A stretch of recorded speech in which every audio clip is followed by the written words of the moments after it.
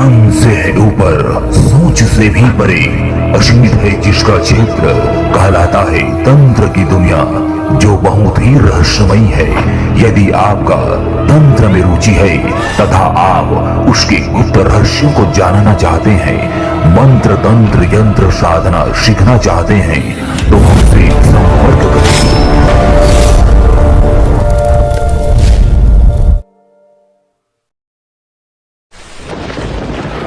प्रस्तुत है अलादीन का जादुई चिराग जिन्न साधना। इस शक्ति की सिद्धि मंत्र और पूर्ण विधि विधान से पहले आइए जान लेते हैं कुछ किस्से, कुछ कहानियां विस्तार से। दोस्तों, जिन्न जिन्नात के बारे में आप लोगों ने सुना ही होगा कि असल में जिन्न के बारे में यह कहा जाता है कि वे अग्नि तत्व से उत्पन्न हुए हैं और भूत प्रेतों का नाम तो आप लोग जानते ही हैं। जिन के मुकाबले कम ताकतवर होते हैं, लेकिन जिन्न के बारे में हम आप लोगों को बता दें कि यह काफी ताकतवर और खतरनाक, काफी गुस्सैल होते हैं। किसी और शक्ति के जगह पर एक प्रकार से ये काफी डेंजर होते हैं, क्योंकि वे कभी भी अपने मन मर्जी से इंसानी दुनिया में प्रवेश कर सकते हैं और दुनिया में सत्ता जमा सकते हैं। इस दुनिया में उनका आना जाना लगा ही रहता है। अलादीन का जादुई चिराग यह कोई कहानी नहीं है, बल्कि कहानी के रूप में यह एक जीता जागता सबूत है जिन्न जिन्नातों की मौजूदगी का। आइए जानते हैं इस कहानी की कुछ विस्तार पूर्वक घटनाओं को। एक बार अलादीन समुद्र की अंदर जाल फेंकता है और वहां पर उसे मछलियों के जगह मिलता है एक बहुत ही प्राचीन जादुई चिराग, जिसे वह पकड़कर देखता रहता है कि आखिर यह अनदेखा अनसुना अजीब सा चीज क्या है।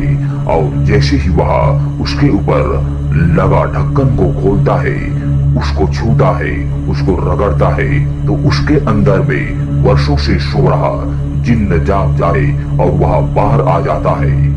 उसका मुकाबला फिर उसको आजाद करने वाला वही अलादीन से होता है। उस जिन्न के मदद से अलादीन एक जादुई इंसान बन जाता है और उसके पास फिर धीरे धीरे काफी अधिक धन दौलत शोहरत आ जाती है। ऐसे जिन्न आज भी मौजूद है।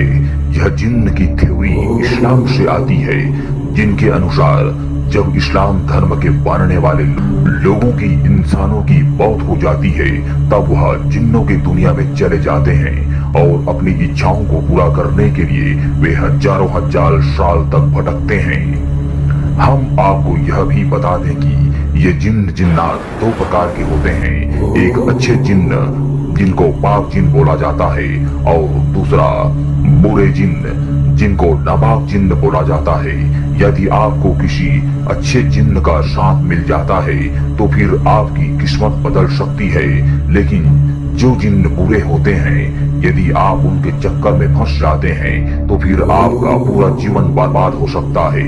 इसके बारे में आप लोगों को पता होना चाहिए।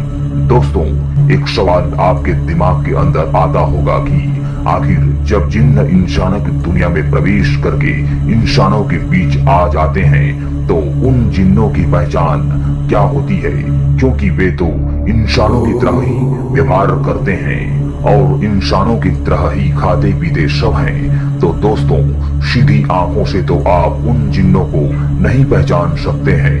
यदि आपके पास दिव्य दृष्टि है तो ही आप आसानी से उनको पहचान सकते हैं, उसके असली रूप को अंदर से देख सकते हैं। आपको कुछ लक्षण बताते हैं कि जिनकी मदद से आप उन इंसान के रूप में जिन्न को पहचान सकते हैं। वे बहुत ताकतवर होते हैं।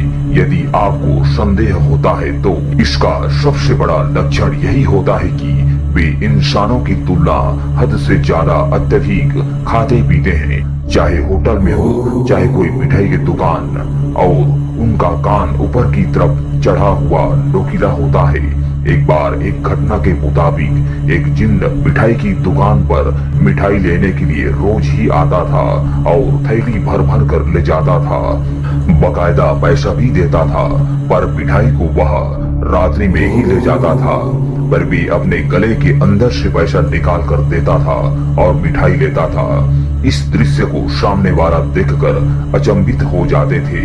संदेह सबको होता था कि आखिर यह सब कैसे, लेकिन कोई करे तो क्या करे, क्योंकि वह तो पूरी तरह से इंसान के रूप में होता था। यह रहा पहला लक्षण, अजीब हरकतों के साथ।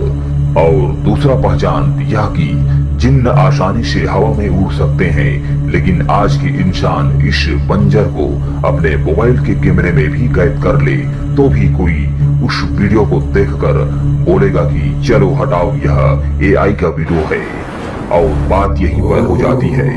जबकि उन जिन्नों की उड़ता हुआ वीडियो कईयों बार बन गया है। वे जिन्न अपनी शक्ति के बल पर हवा में उड़ सकते हैं। जिन्नों की एक और खासियत यह होती है कि वे एक स्थान से दूसरे स्थान पर बड़ी ही आसानी से सेकंडों में पहुंच सकते हैं। रात्रि में आना जाना इनको काफी पसंद होता है।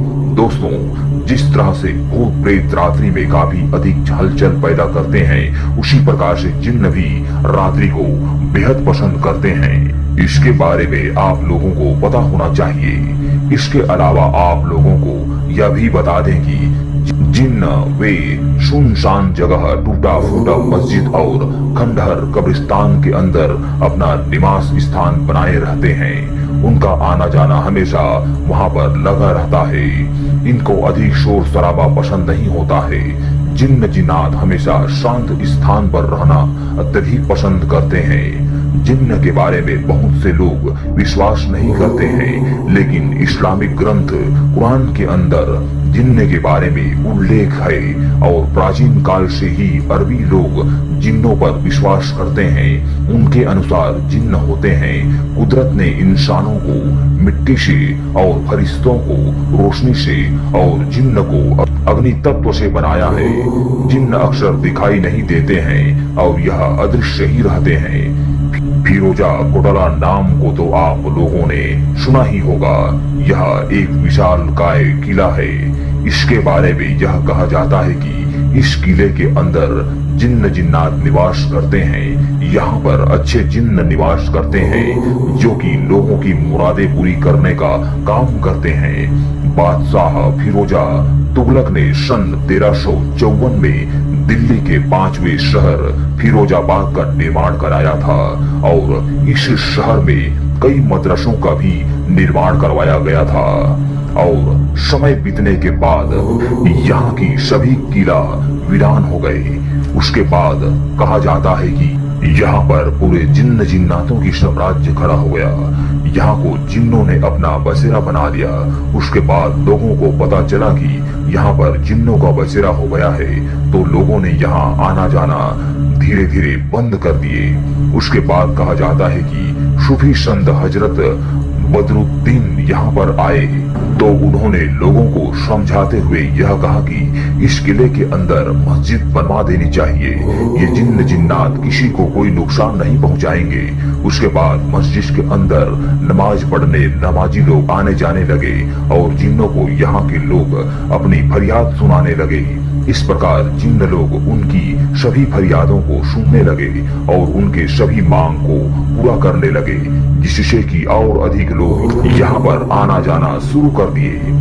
उसके बाद से कई लोग आज भी यहाँ पर आते हैं और अपनी समस्याओं को एक पर्ची पर लिखकर टांग देते हैं। फिर कहा जाता है कि रात्रि काल में जिन्न यहाँ पर निकलते हैं और उन सभी टंगे हुए पर्चियों को पढ़ करके समस्या का समाधान कर देते हैं। इस तरह से सारा काम प्राचीन कालों से चलता आ रहा है। इसके बारे में लोगों को पता होना चाहिए कि यहाँ पर आज भी जिन्न जिन्नात रहते हैं और पर्ची पढ़ते हैं और सभी समस्याओं का समाधान करते हैं। ये जिन्न जिन्नात किसी को कोई क्षति नहीं पहुंचाते हैं।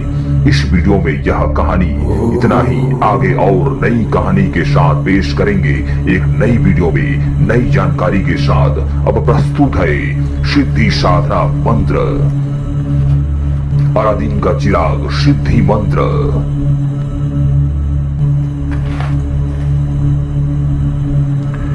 विधि विधान इस साधना को कोई भी साधक साधिकाएं सिद्ध कर सकते हैं, चाहे वे किसी भी पंथ संप्रदाय से हों। किसी भी नव चंदी जुमेरात से यह अमल आरंभ कर सकते हैं। दिशा पश्चिम मुख, आसन हरा रंग का, माला हरे हकीकिया, हरे तस्वी, गुलाब का फूल प्रतिदिन 5 नग, अगरबत्ती या धूप बत्ती, मोमबत्ती 2, चिराग 1, इत्र जन्नते फिरदौस 2, एक अपने ऊपर लगाने के लिए और एक चिराग सिद्धि शक्ति जिन्न के नाम से छिड़कने के लिए, सिर पर बांधने के लिए एक हरा रंग का कपड़ा या रुमाल या टोपी, भोग प्रसाद प्रतिदिन अर्पित करने के लिए सफेद मिठाई।